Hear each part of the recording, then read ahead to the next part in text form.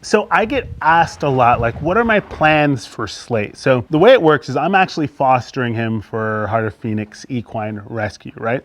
After I'm done working with him, he will be available for adoption. And so typically what that looks like, it might be at their annual auction where people can bid on him, or a private sale where if someone sees him and they're like, wow, I've got to have this horse, they'll be able to adopt Slate and he'll have a new home. Wherever he goes, I love this horse. And in fact, you know, the whole team teases me because they're like, there's no way you're going to put him up for, let him go through the auction or end up selling this horse. This horse is probably going to end up being your horse. I don't know, but I do like him a lot, and he's a great horse. And what's cool is if you've been following him, you can see his progression. You know, right now we've just been dealing with a lot of the, you know, what looks like aggression, but it's really fear and lack of understanding, where he was biting and striking and doing all that silly stuff. And you can see that starting to come out of him, and where he's just looking like a regular horse, right? He's going to be an amazing horse. Most of the critical work that he needs to have done, we've already been working on, right? So getting him to where he can accept people, where you can, you know, be around him and he's not flying backwards or trying to come and get you. He's going to make somebody an amazing horse. But I am so vested in him doing well that whether he does go to auction or he does do private sale or whatever, I'm going to be a part of that process. You know, I want to make sure that wherever he goes, that, you know, I spend a couple days with that owner and work with them and help them to feel really comfortable with. That way we can make sure that that person and Slate are going to have, hey, bud, the best experience going forward, because that's ultimately my goal. And stay in touch with whoever ends up having Slate, and that way I'm at your beck and call to help you, because this horse means a lot to me. He really does. He's a sweetheart, and he's going to make somebody a nice horse. Whether it's mine or somebody else's, we'll see. But he really is a special horse. Everyone who sees him is like, oh my goodness, he's so beautiful. And people have been following his progress and see how smart he is, right? What a cool guy. So we're gonna go right into some of the work that I wanna do with the lead rope. And I don't know, again, if you've been following Slate, the first time that I put a lead rope on him, you know, typically when I have a wild horse that hasn't been touched, this is the paddock that I put them in, the stall and paddock setup. And I will put a rope on them and I'll kind of dolly it off here so that they can't pull. And he didn't do too bad. It wasn't like he was thrashing and pulling against the rope, but he would put some tension on it and kind of halfway sat back on it. And I really prefer to avoid that if I can, because I don't want to have him putting a lot of pressure on his pole, right? You know, that's kind of an old school way where people would snub a horse up to a post, I don't know, 6 feet in the ground with all this concrete, and they got this metal post and they'd snub a horse up to it, and the horse would spend all day fighting and thrashing until finally they give up, and you break that horse's spirit. I don't want to break this guy's spirit, and I definitely don't want to, like, you know, injure him or hurt him. And so what we're going to do today is when I put a rope on him, I'm going to clip it under here by the halter. The rope that I'm using, it's a pretty long rope, okay? So this is like a traditional rope that I would use for my halter and lead, okay?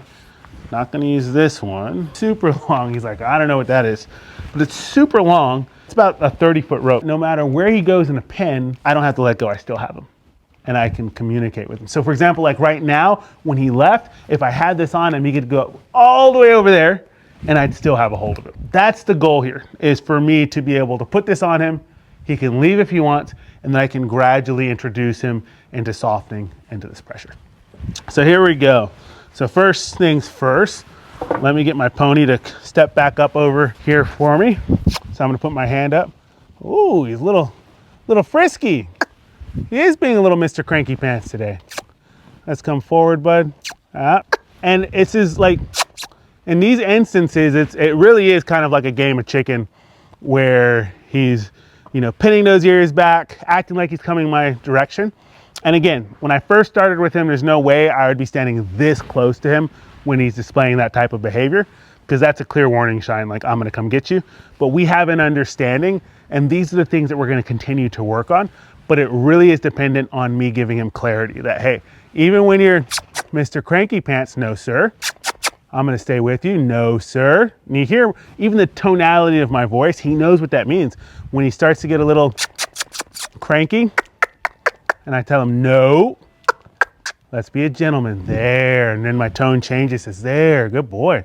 Thank you for being a gentleman, walking softly and politely. Yeah. Good boy. What a pony. Yes, sir. Okay, so he's come right back up for me. I'm going to give my pony a rub up. He's a little not in the best mood today, huh? Come on, bud. Let's get back up there. Come on.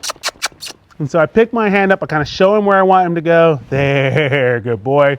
Let me get him kind of relaxed here because he's kind of getting a little cranky, and I want to go back to getting him just relaxed with me touching him. There we go. Rubbing on him, nothing to worry about, but good. And then I want to practice, where I can grab underneath there. See how he's kind of avoiding me grabbing there? So I'm going to come back over here. I'm going to grab underneath. Oh, if he'll let me. So that's good that I'm just seeing how he's going to do with that so that I can get prepared for when I do clip the halter on there. Because he's got to stand still for me to clip it without just shooting back and away from me. Good boy. I'm going to go back to just rubbing and loving on my pony here. Yeah, I know you're being Mr. Cranky Pants today. Huh? Be okay though, because once we get you leading and stuff, man, we can get you all groomed up and finally comb out that tail and give you a good brushing and a bath. I feel like a new man. Push him back forward again. So he's not liking me when I engage with the actual halter, right? Like when I do that. So that's what I'm going to kind of work on a little bit here. Drive you back up. Good boy. There. Make friends again. Wiggle that halter a little bit. Halter's going to be wiggling a lot and making some contact once that clip is on there. So it's important that I don't just catch him off guard. There, good, very good. Oh my goodness, Mr. Slate, you're showing off now, huh? So now that I've got him over here and he seems like he's pretty nice and quiet, we'll see what he does when I bring the clip out here. But I'm just gonna rub, and I'll rub him here. I'm gonna bring the clip up underneath here. Good boy. And again, okay, so I gotta be really careful here. This is a long rope. If I'm not careful, it'll be like one of the cartoons where I get wrapped around and drugged by my horse. So what I'm going to do is I'm going to gather all of my excess rope here. And the way I'm going to set this up is I'm going to put this over this rail here so I can grab it if I need to. And I'm going to bring it right through here, end up getting drugged from my pony. All right, so we're going to come on in here again.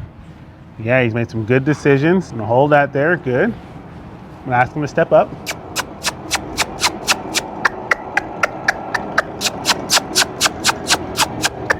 Good boy. So I'm going to go ahead. And so now he's clipped. Okay, and there he goes. He's pulling. And that's what I anticipated. And so now I'm going to just pull in and add some pressure there until he comes into that pressure. So I'm gonna go again, I'm gonna pull in, and I'm just gonna hold this pressure here, there, until he gives that pressure. So again, I'm gonna hold, there, and then I'll release. And so you can see that from this distance, even though he's left me, there, good, I'm able to influence him, right? And he's over there thinking, what? How can he control me from way over there? I'm gonna draw, there, good.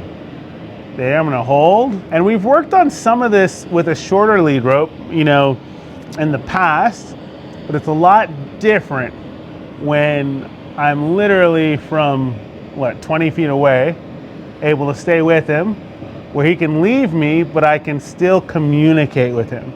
And what I'm saying here is, hey, do something, come into this pressure, there.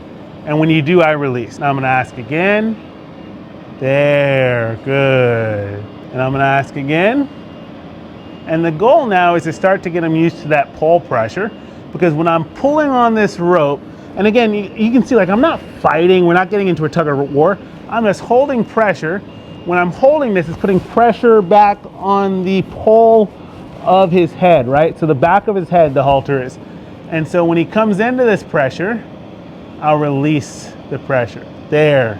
He took just a little step and I release. I'm gonna pick up again. I'm gonna hold. I'm gonna wait for him to give and come into this pressure. And again, I'm not fighting him, I'm just holding, making it uncomfortable so that he has to make a decision to do something, right?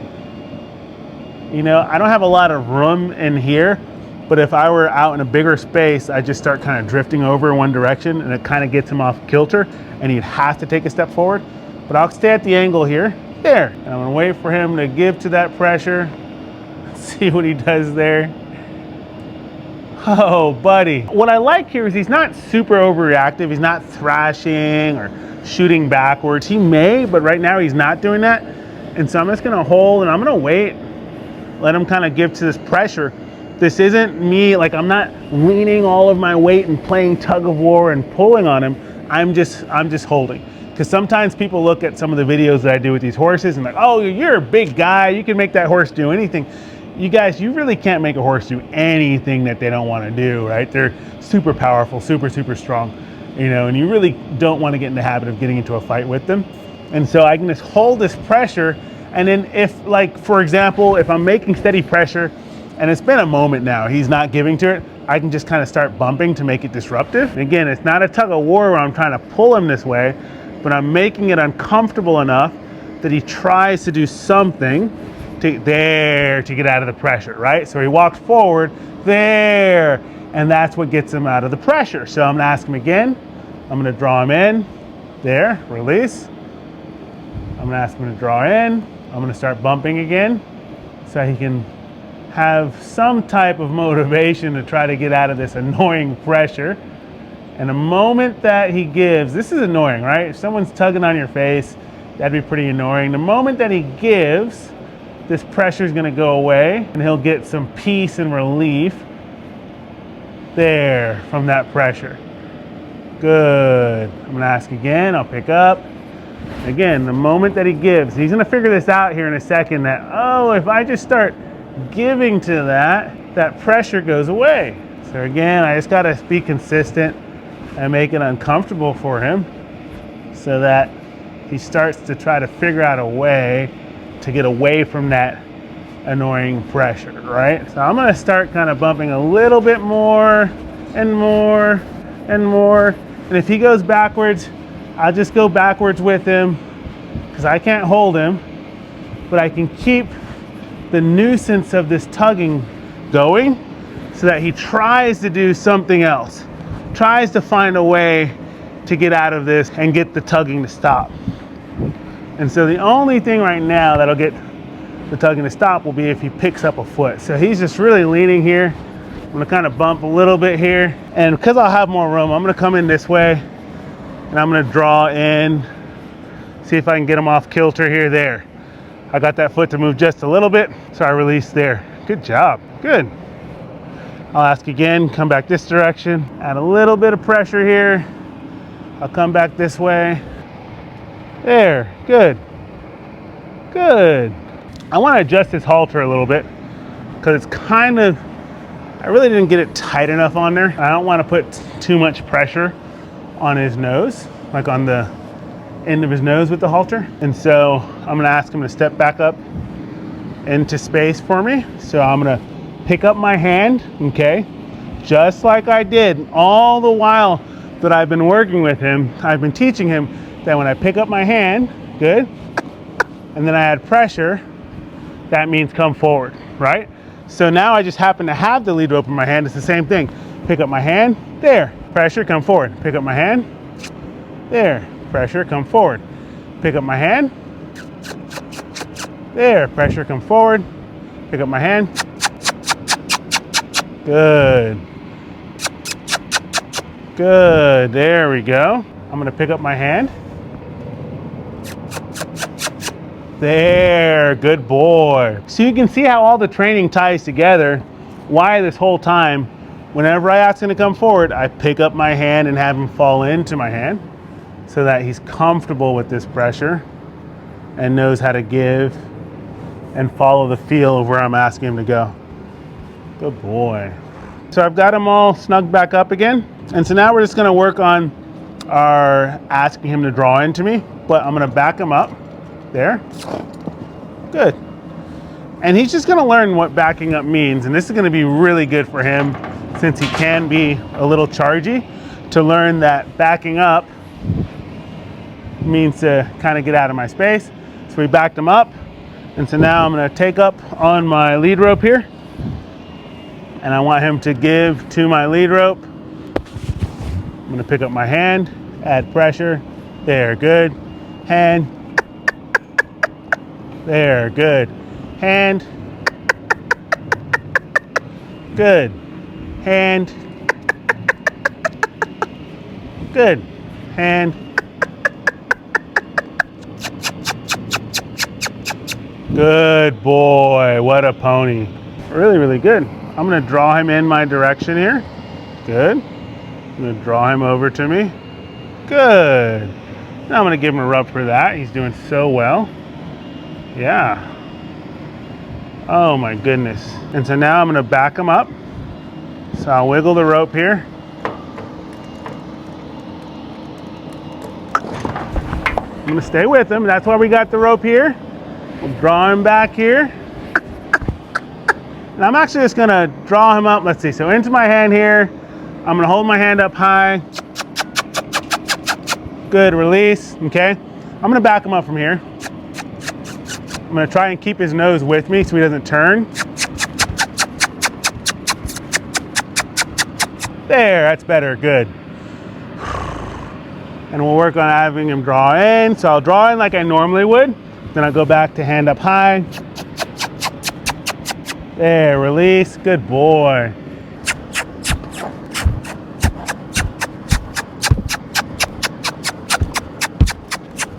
Good. Now I want to work with just getting him to be a little bit more responsive to the clip on this, right? Where he's really stepping into pressure when I'm asking him, there, good boy, to step into that pressure. And part of that too is I need to be able to back him away from me and then draw him back in. Really important to understand with a horse like Slate, because of his aggressive tendencies, he has to have solid, crystal clear clarity. And so sometimes when I back him up, I'm not going to be hurting him. He's gonna be just fine. But sometimes you gotta add enough pressure to give him some understanding and to give him the clarity he needs so that he'll actually back up, right? And if we don't give him that clarity, that's not fair. I'm gonna walk you through this. You know, at Steady Horse, we say clarity is kindness, because horses really understand when you are clear. And when you're unclear, and you kind of murky the waters and you kind of muddle things, then they get frustrated. They have a much harder time understanding. So when I back them up here, I'm gonna kind of get kind of loud here, and I'm gonna back them up there. That was really good. He gave me a really nice straight backup. I don't need to ask for any more. That was really good. I'm gonna let him just settle for a second there, and I'm gonna wait for him to lower his head and relax a little bit here. So I'll just kind of park here for a second and let him choose that there's nothing to worry about here. And that's a decision that he can make when he's ready. You see that head starting to come down. There we go, good. Very good, and we'll go right back to it. I'm gonna start waving my rope to see if I can get him to back up. Good, and I'll take the pressure away. Let him know that he made a really good decision, a good choice from backing up to that pressure. So he did really good there. I'm gonna add a little bit more pressure. So this is me getting bigger and clear. There, good, until he backed away. And that's what I meant by sometimes we really gotta get in there and give them the clarity they need so that they really have a solid understanding of what we're asking. So now I'm gonna go back to bringing him forward. And again, this whole time, every session, we've been working on me picking up my hand, and you see him start to come forward just from me picking up my hand, because that's been the cue for come forward. So I'll release. This time I'm gonna pick up my hand and put tension, because I want him to get used to that tension behind the pole in the back of the halter of the saddle there. And I'll pick up again. Good boy, what a pony. And so up until now, you know, I've really been having him go up to the wall, and that's where he gets his rubbing and his reward, just for safety, right? I could rub him from over the wall without him being able to strike out at me, charge at me. I've got a barrier. But this time I'm gonna come in, and I'm just gonna, he wants to go to the wall, because that's what we've been doing. We've created a magnet there. But I'm gonna rub him from this side. So he's uncomfortable because I haven't done this a whole lot with him. We've done it a few times, but not a whole lot. Good boy. And so I'm gonna back him up one more time here. So I'm gonna put some pressure underneath the clip of the halter. I'm gonna stick with him here, and we'll draw him right back up. So, and we'll do that again. He just has to get used to it. There, I was less of a reaction there. And then back up. Good boy. Yes, sir. Yeah, and again, let's get another step forward. Good boy. Yes, sir. Yeah. Yeah, you're doing so good. Can I give you a rub here? Hey, bud? Yeah. Yeah. Oh my goodness. And I'm gonna back him up again. So I'm just gonna wave my rope here. There, good. It's just as important for him to know how to back up out of my space as it is for him to be able to give to this pressure and learn. Good boy. And I'm gonna give him a rub for that. Every time that he comes in politely, I'm gonna rub him with the stick first. I'm gonna come in there, and I'm gonna give my pony a rub and let him know he made a good decision. Yes, sir. I'll back him up one last time there.